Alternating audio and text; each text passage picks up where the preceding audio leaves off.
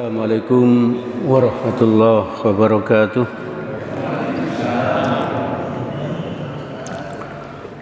Alhamdulillahi rabbil alamin alladzi yuhibbul muhsinin wa yarfa'u darajatil muttaqin. Asyhadu an la ilaha illallah wahdahu la syarikalah wa asyhadu anna Muhammadan abduhu wa rasuluh la nabiyya ba'dah. Allahumma salli ala Muhammad wa ala alihi wa ashabihi wa man tabi'ahum bi ihsanin ila yaumiddin. Jamaah salat maghrib Masjid Nurul Huda yang dirahmati oleh Allah, mari kita senantiasa terus bersyukur kepada Allah karena Allah telah memberikan nikmatnya yang sangat banyak kepada kita. Nikmat sehat, nikmat waktu luang, nikmat kesempatan hidup, dan banyak lagi nikmat yang telah diberikan Allah kepada kita. Semoga Allah terus menolong kita agar kita menjadi hambanya yang istiqomah taat kepadanya hingga kelak kita dicabut nyawa. Semoga dalam keadaan husnul khotimah. Amin amin ya rabbal alamin. Jemaah yang dirahmati oleh Allah, pada kesempatan ini mari kita membaca atau membahas tentang Quran surat Fatir surat ke-35 ayat yang 32 yang berbunyi a'udzubillahi minasyaitonirrajim bismillahirrahmanirrahim tsumma awrathnal kitabal ladzina istafaina min ibadina faminhum dzalimun li nafsihi wa minhum muqtasid wa minhum sabiqul bil khairati biiznillah. Dzalika huwal fadlul kabir. Artinya, kemudian kitab itu kami wariskan kepada orang-orang yang kami pilih. Orang yang ngaji seperti kita ini termasuk orang yang dipilih oleh Allah. Dipilih oleh Allah. Untuk apa? Untuk menerima warisan kitab ini. Al-Quran ini. Al-Quran ini diwariskan kepada umat Islam. Maka di antara kita ini, di antara hamba-hamba kami, lalu di antara mereka, di antara kita inilah ada terbagi menjadi tiga golongan. Ada yang menganiaya diri mereka sendiri, itu yang pertama. Yang kedua, dan di antara mereka ada yang pertengahan. Dan di antara mereka ada pula yang lebih dahulu atau bersegera berbuat kebaikan dengan izin Allah. Yang demikian itu adalah karunia yang amat besar. Mudah-mudahan kita termasuk golongan yang ketiga ini, yaitu orang yang bersegera berbuat baik dengan izin Allah.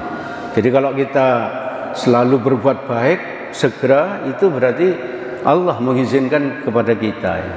Bukan karena kita yang hebat, ya. Bukan karena kita yang hebat. Itu yang perlu kita ingat terus, ya.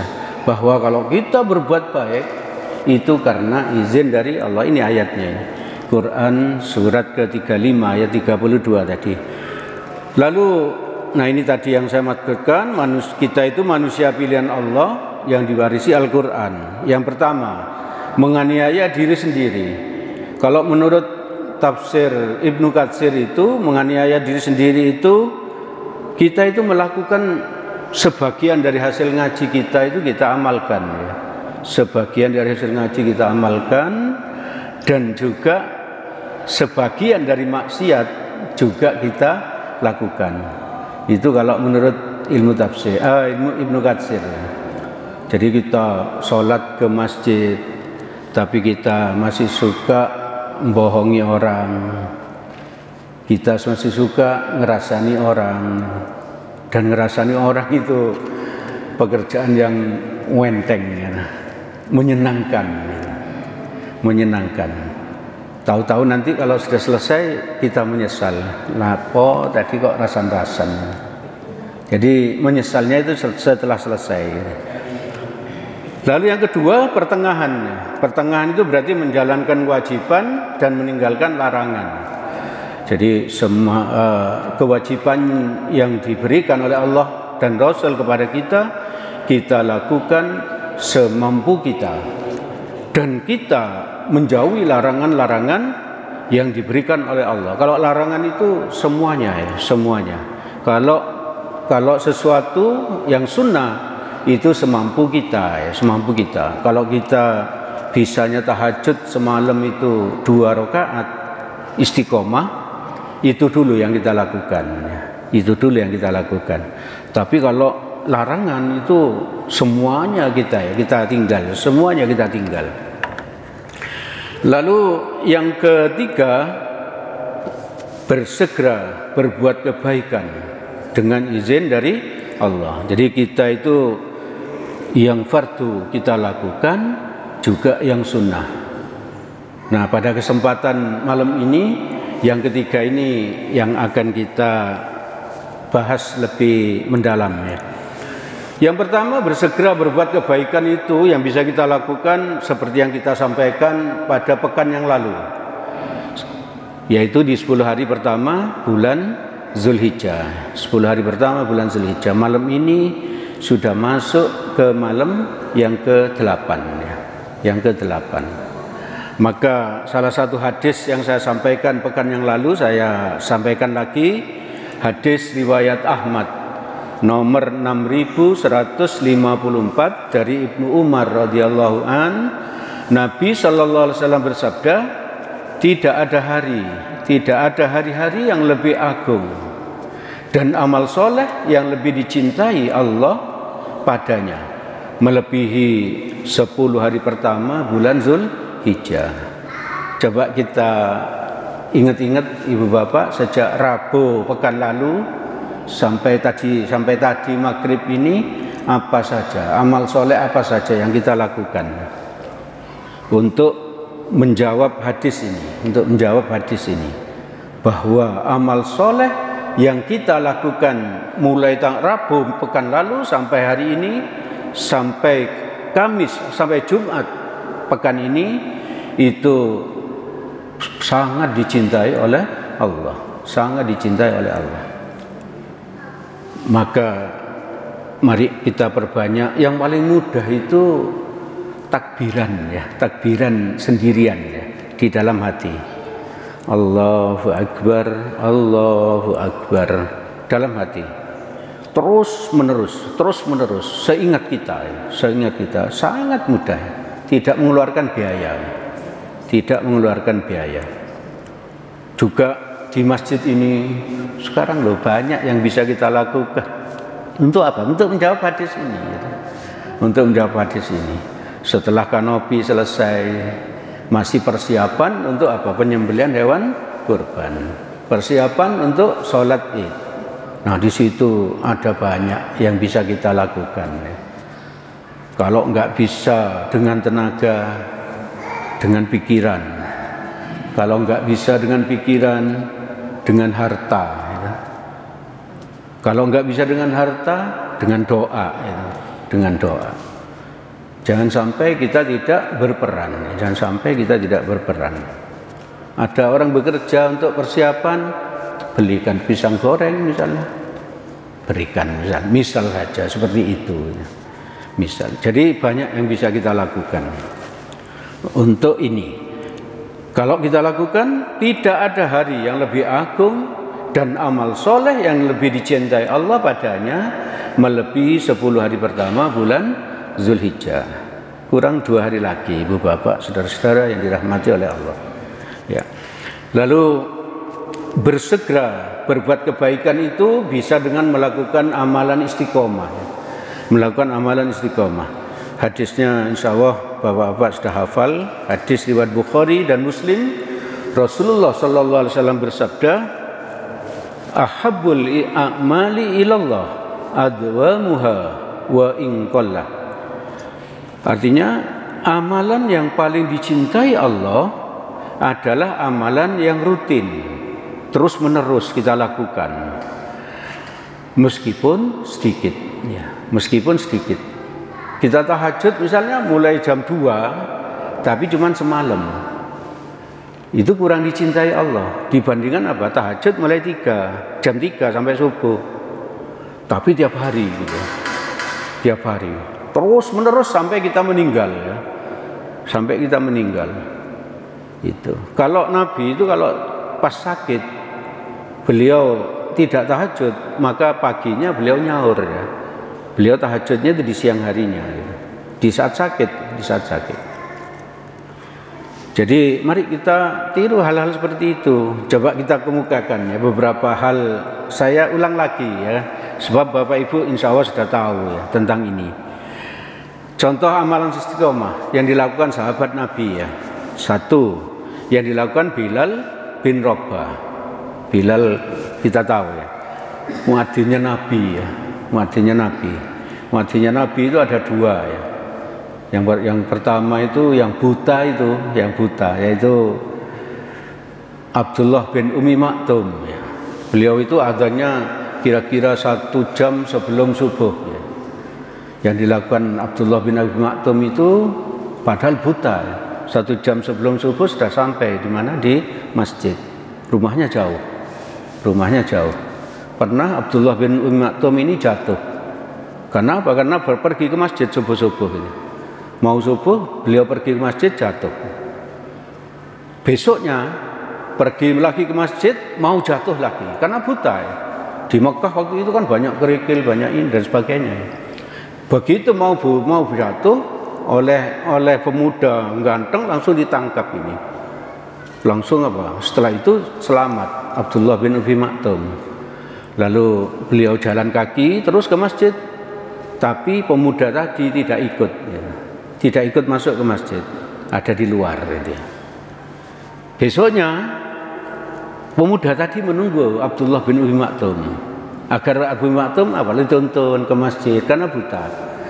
Sampai di Masjid Nabawi, Abdullah bin Umi Maktum masuk, pemuda tadi di luar, tidak masuk. Hari ketiga juga begitu. Abdullah bin Umi Maktum tanya, kenapa kamu kok tidak masuk ikut sholat bersama kami? Dia tidak mengaku. Lalu Abdullah bin Umi Maktum bilang, besok kamu tidak boleh nuntun saya ke masjid. Kalau kamu tidak ngaku, siapa kamu? Akhirnya dia mengaku. Ternyata pemuda itu adalah iblis. Luar biasa, orang buta mau ke masjid dituntun oleh iblis, ya, agar tidak jatuh. Kenapa kok dituntun oleh iblis? Apakah iblis itu begitu baik, ya? Ternyata enggak, ya. Iblis itu pernah tahu ada hadis kalau kita mau berangkat ke masjid lalu kita jatuh, separuh dari dosa kita diampuni oleh Allah. Wah, saya pernah jatuh, ya. Berarti separuh dosa saya diampuni oleh Allah. Alhamdulillah, gitu. Alhamdulillah, insya Allah. Kenapa hari kedua kok dituntun? Iblisnya bilang, saya khawatir kamu jatuh lagi, gitu, ya. Kalau kamu jatuh lagi, separuh lagi dosamu terampuni. Percuma selama ini saya menggodamu, ya. Karena sudah diampuni oleh Allah. Maka ibu bapak, walaupun kita sakit, ke masjid, ya. Walaupun kita sakit, ke masjid, ya. Nah, Bilal bin Rabah ini apa yang dilakukan? Suatu hari Nabi bilang begini, wahai Bilal, aku kok mendengar terompahmu ada di surga, gitu. Itu berarti apa? Berarti Bilal itu masih hidup, tapi sudah dijamin surga oleh Nabi. Kita sekarang nggak ada yang menjamin karena Nabi sudah meninggal. Tapi yang bisa kita lakukan apa? Meniru apa yang dilakukan mereka itu sehingga apa? Dijamin surga oleh Nabi. Nabi bertanya, kamu punya amalan apa? Ternyata dia tidak punya amalan yang luar biasa. Menurut Bilal, dia hanya berusaha untuk dawam wudu, ya, dawam wudu. Dawam wudu itu berarti apa? Kalau dia batal wudu, langsung wudu lagi, gitu, ya. Begitu batal wudu, langsung wudu lagi, terus begitu. Saya pikir itu mudah, gitu. Saya pikir mudah itu. Saya bilang waktu itu, dawam wudu batal wudu kita wudu, batal wudu kita wudu, mudah. Ternyata sulit ya. Saya pernah nyoba ini ya. Ternyata hanya tahan 3 hari. Ini.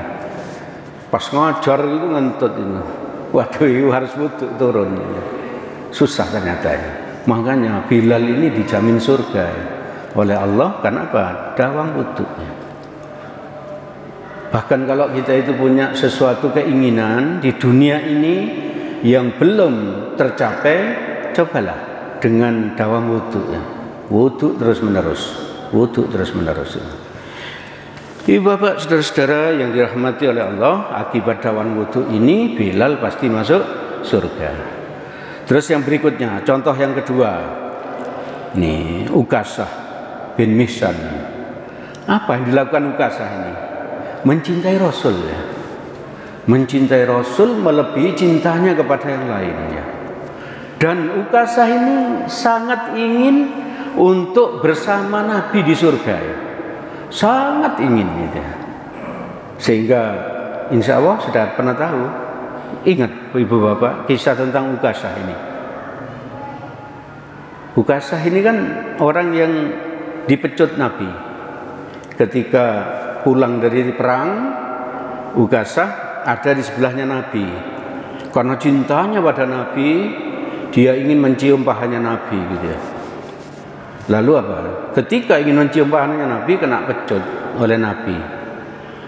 Terus ketika Nabi itu sakit keras, setelah Quran surat itu idza jaa, nah itu Quran surat itu turun, itu pertanda menurut Abdullah bin Abbas bahwa usia Nabi sudah sebentar lagi. Maka Nabi di saat sakit naik mimbar habis sholat subuh, tidak berdakwah. Biasanya Nabi berdakwah, tapi waktu itu tidak. Lalu Nabi bilang, minta persaksian, apakah semuanya sudah aku sampaikan dan sebagainya. Lalu sampailah pada Nabi minta dikisos. Nabi minta dikisos. Jadi Nabi bilang, kalau ada di antara kalian pernah aku sakiti, tidak sengaja maupun tidak sengaja, sekarang majulah, ambillah kisos untuk saya. Apakah ada pemimpin sekarang yang seperti itu? Kesulitan kita ya, kesulitan. Enggak ada, sahabat Nabi diam semuanya. Maka Nabi bilang lagi, apakah ada di antara kalian yang pernah aku sakiti? Sekarang majulah, ambillah kisos. Lalu sampai ketiga kali, karena 3 kali ini Ukasah ini bilang, saya Nabi gitu ya. Maju dia. Apa kesalahan saya kepada kamu? Ukasah bilang, dulu aku pernah dipecut waktu pulang dari perang. Maka Nabi tidak pakai lama berpikir, langsung panggil Bilal. Wahai Bilal, ambil pecutku, saya gantung di rumahnya Fatimah. Lalu diambil, singkat cerita diambil, pecut diberikan pada Nabi, oleh Nabi diberikan pada Ukasah.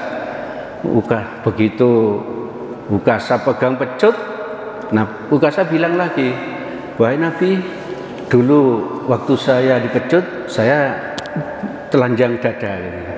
Jadi nggak pakai baju gitu. Maka saya minta Nabi sekarang tidak pakai baju gitu. Begitu dibuka, kan Nabi nggak pernah membuka badannya ini.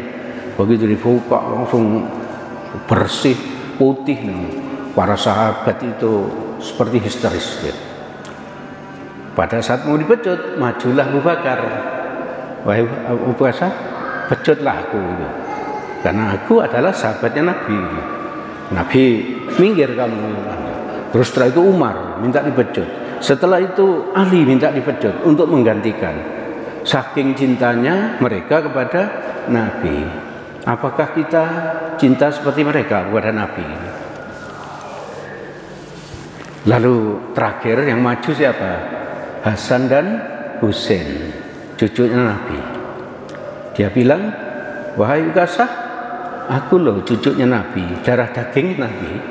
Kalau kamu memecut saya, berarti sama dengan memecut Nabi. Saya minta maaf, ini agak terharu soalnya.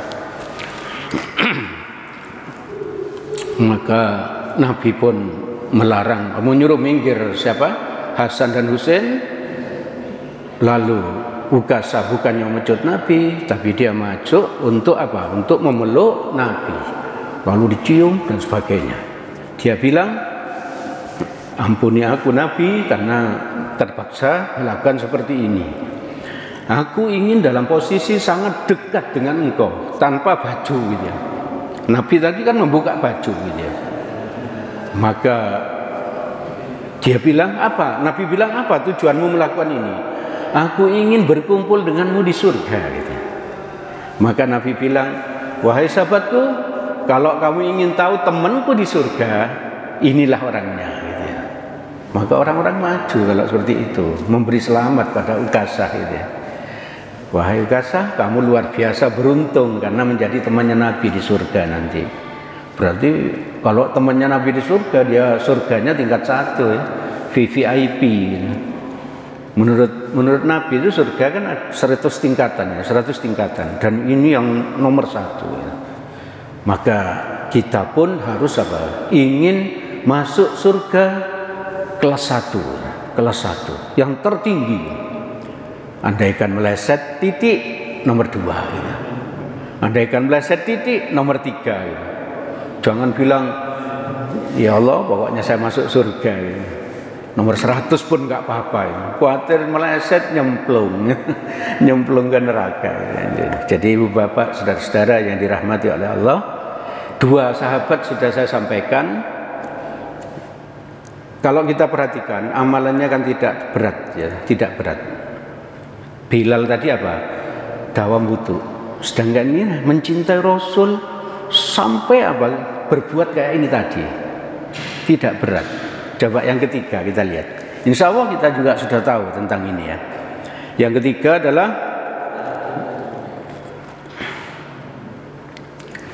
Abdullah bin Amr bin As. Abdullah bin Amr bin As.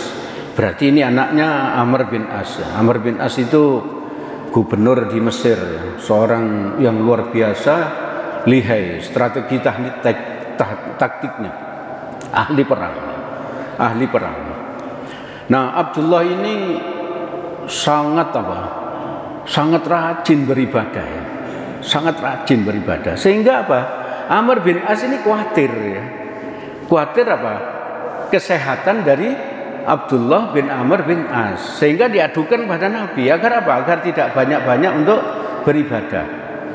Seperti kita ya, orang tua kita itu mengadu kepada kiai, Pak tolong nasihati anak saya, terlalu banyak tahajudnya gitu, terlalu banyak puasanya. Yang iya itu orang tua kita itu sampai apa? Sampai apa? Menasihati kita itu sampai capek gitu. Kalau nggak dibangunkan untuk subuh, nggak pernah bangun sendiri gitu ya. Dan sebagainya gitu ya. Nah ini justru sebaliknya, Amr bin As ini khawatir ya dengan keadaan apa? Abdullah bin Amr ini. Jadi orang ini diadukan oleh apa? Kepada Nabi ya, oleh Amr bin As. Kenapa? Karena dia qiyamul lail setiap malam ya. Sampai-sampai apa? Istrinya itu nggak pernah disentuh ya. Luar biasa ya. Istrinya nggak pernah disentuh. Jadi istrinya mengadu kepada mertuanya ini. Kalau apa? Kalau oleh suaminya nggak pernah menyentuhnya. Suaminya itu apa? Selalu apa? Kalau bangun langsung wudu, langsung qiyamul lail ya. Lalu dia apalagi yang dilakukan? Baca Al-Quran. Baca Al-Qurannya itu 3 hari sekali hatam, 3 hari sekali hatam gitu ya. 30 juz, berarti 1 hari 10 juz.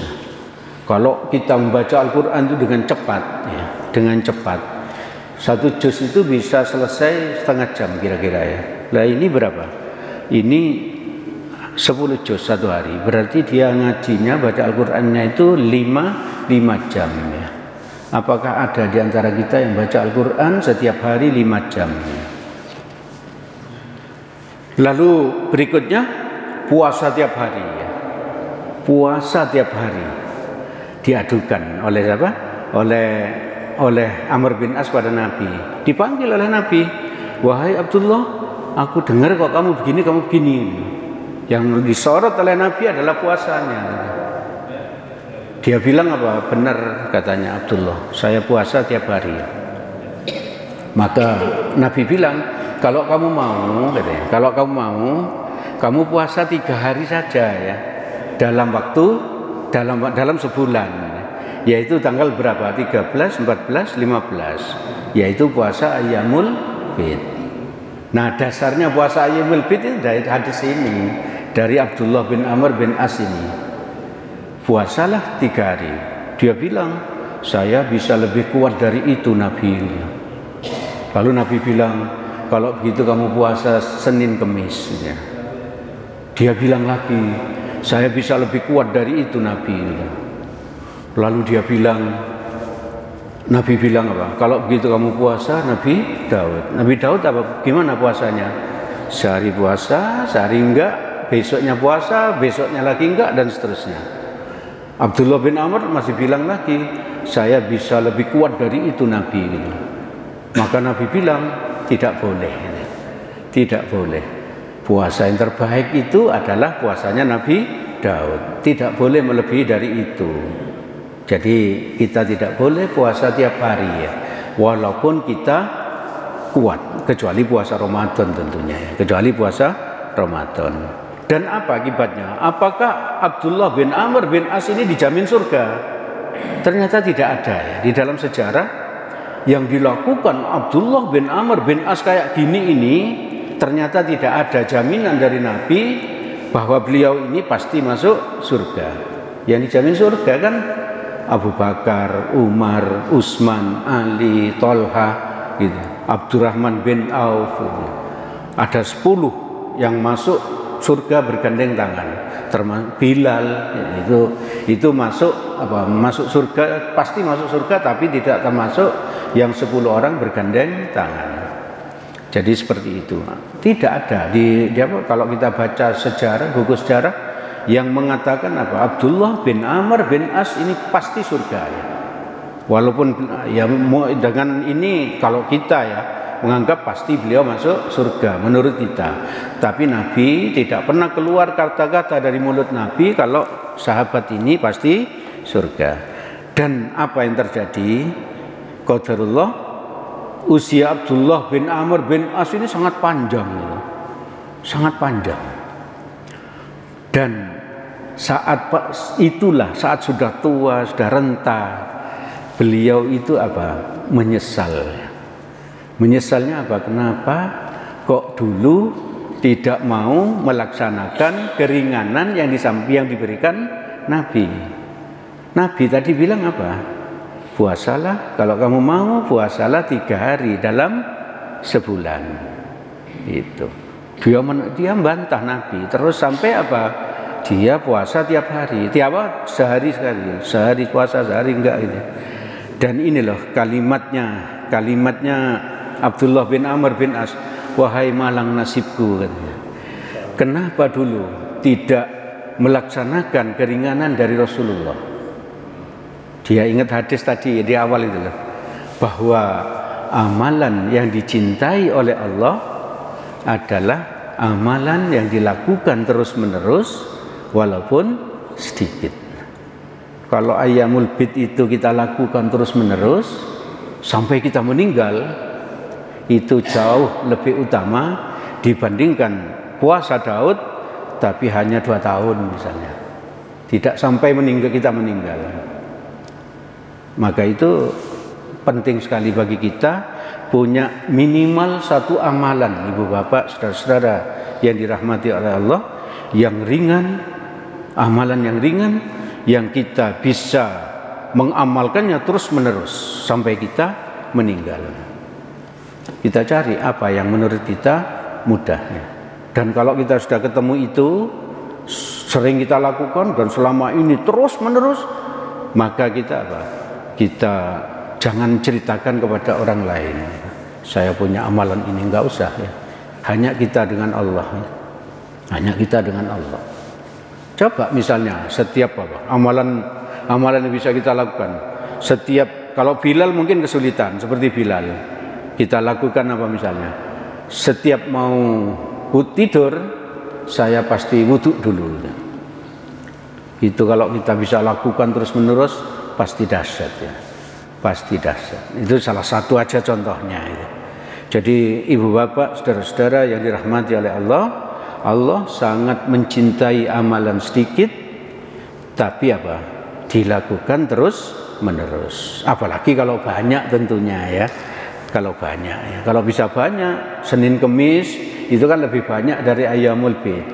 Tapi kita lakukan terus menerus sampai kita meninggal, kecuali ada udzur gitu ya. Di saat ada udzur, kita niat tetap ya. Misalnya apa? Kita biasa puasa Senin Kemis, lalu suatu hari kita sakit ya. Kita sakit, tidak kuat untuk puasa. Maka dalam hati kita bilang, ya Allah, saya sebetulnya ingin puasa ya, seperti yang sudah saya lakukan selama ini.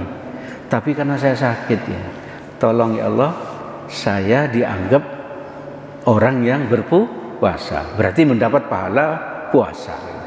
Dan apakah boleh seperti itu? Boleh, karena memang ada hadisnya itu. Ada hadisnya. Kalau kita terbiasa tahajud tiap hari, lalu suatu saat kita nggak bisa karena sedang musafir, maka kita bilang, ya Allah, sebetulnya saya ingin tahajud, tapi karena saya musafir, maka apa? Saya minta tolong agar saya dianggap tetap istiqomah melakukan tahajud itu. Seperti itu. Bukan tidak pernah melakukan, tapi terus ingin dianggap, itu nggak bisa. Ya. Menurut Nabi yang biasa kita lakukan. Ya. Biasa kita lakukan. Orang yang biasa azan subuh, setiap sholat subuh, suatu hari suaranya serak, nggak bisa. Niat dalam hati, ya Allah, sebetulnya saya ingin azan ya. Tapi suara saya hilang. Tolong ya Allah, saya dapat pahala tetap sebagai muadzin gitu. Makanya itu penting ibu bapak, kita apa? Kita punya amalan sederhana, bahkan kalau ada di masjid ini kita rebut gitu. Kita rebut amalan itu ya. Amalan itu. Nah, berikutnya yang bisa kita lakukan barangkali satu lagi aja. Ini sebetulnya banyak sekali yang bisa kita lakukan untuk apa? Untuk bersegera berbuat kebaikan. Kita menjawab satu ayat saja sudah banyak yang kita lakukan, yang harus kita lakukan.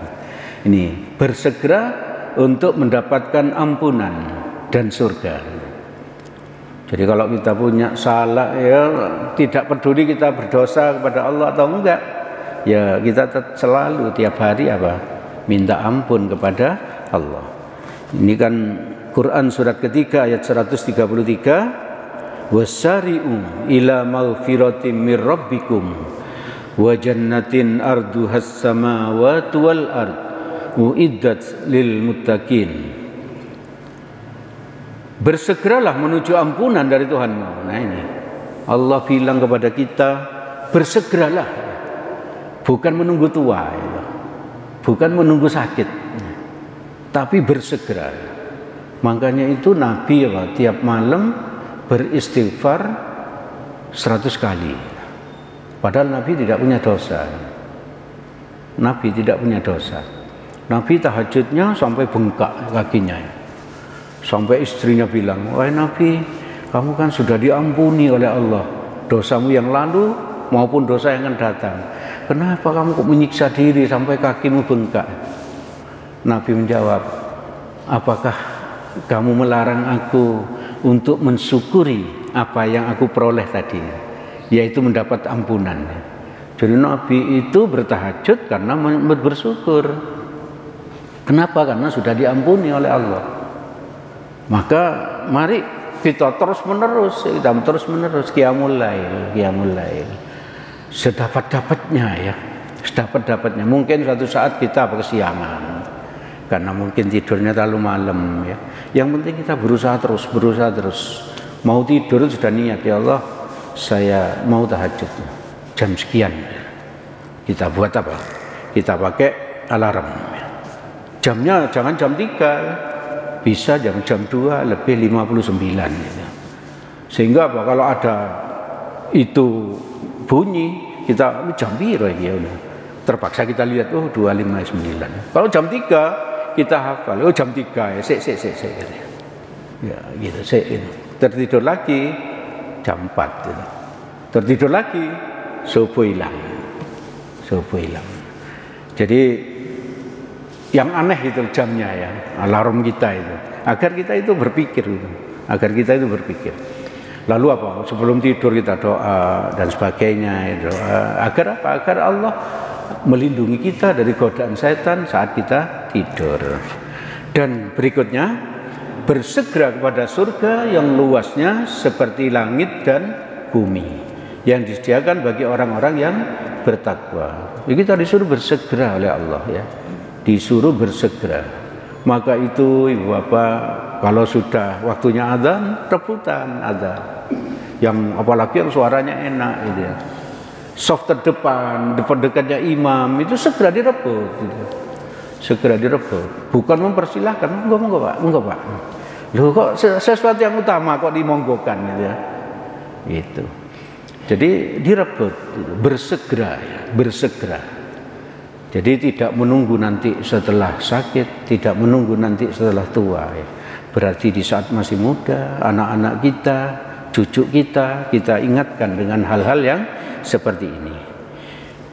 Ibu bapak, saudara-saudara dirahmati oleh Allah, insya Allah itu dulu yang saya sampaikan agar tidak terlalu lama ya, tidak lama. Ngaji itu sedikit saja ya, sedikit tapi istiqomah dan diamalkan. Karena kalau ngaji apalagi yang nyampaikan nggak ngamalkan berarti gedabros ya, gedabros. Pertanggungjawabannya jauh lebih berat ya, jauh lebih berat. Jadi ibu bapak, saudara-saudara yang dirahmati oleh Allah, itu yang bisa kami sampaikan pada kesempatan malam ini. Insya Allah hal macam-macam seperti ini kita sampaikan lagi di kesempatan yang akan datang. Bukan karena saya menganggap bapak, ibu, saudara belum tahu ya, tapi saya menekankan untuk mengingatkan ya. Untuk saya, untuk ibu bapak, untuk saudara-saudara, dan ayo bersama-sama untuk berusaha mengamalkan. Jadi itu motivasinya. Bukan berarti saya menganggap belum tahu. Insya Allah bapak ibu ini sudah pandai dalam hal seperti ini ya. Ini kan hal-hal mudah, cuman sering lupa kita untuk mengamalkannya, sering lupa. Maka itu kita sering-sering saling mengajak ya, saling menasehati. Itu yang bisa kami sampaikan. Pengumuman dari panitia tentang kurban sapi itu, sapi ke-11 itu sebetulnya sudah ditutup oleh penjual dari Madura ya, 2 orang ya, sudah ditutup. Cuman beliaunya bilang kalau masih ada yang dari jamaah yang ingin berkorban ya di tempat itu yang bisa ditempati gitu ya. Ya di tempat itu. Jadi masih ada kesempatan barangkali ada yang mau berkorban ya. Tapi kalau tidak ada yang berkorban, insya Allah sapi ke-11 tetap kita sembelih ya. Tetap kita sembelih. Alhamdulillah. Berarti ada peningkatan di masjid kita ini dibandingkan tahun lalu. Semoga pelaksanaannya lebih baik dari tahun yang lalu. Amin amin ya rabbal alamin. Dan semoga terus masjid kita ini mendapatkan kepercayaan dari masyarakat untuk berkorban di masjid kita. Amin amin ya rabbal alamin. Kepada yang berkorban, semoga mendapatkan ganti yang lebih baik dari Allah. Semoga rezekinya bertambah-tambah, melimpah ruah, sehingga tahun depan bisa berkorban lagi. Bagi yang belum kesempatan tahun ini berkorban, semoga Allah melancarkan rezekinya sehingga tahun depan bisa berkorban juga bersama kita. Dan bagi panitia, semoga diikhlaskan oleh Allah, dan insya Allah juga mendapatkan pahala seperti orang berkorban ya. Bahkan bisa melebihi ya. Karena apa? Karena kita melayani orang yang berkorban, melayani orang berkorban. Mari kita berusaha meminta kepada Allah agar melakukan itu semua dengan ikhlas karena Allah. Demikian yang bisa kami sampaikan. segala yang baik dan benar semuanya berasal dari Allah Subhanahu wa taala. Semoga ada manfaatnya bagi kita. Semoga Allah menolong kita agar kita bisa mengamalkannya. Amin amin ya rabbal alamin. Apabila ada salahnya, saya mohon maaf sebesar-besarnya. Mari kita tutup majelis ini dengan doa kafaratul majelis. Subhanakallahumma wa bihamdik asyhadu an la ilaha illa anta astaghfiruka wa atubu ilaik. Assalamualaikum warahmatullahi wabarakatuh.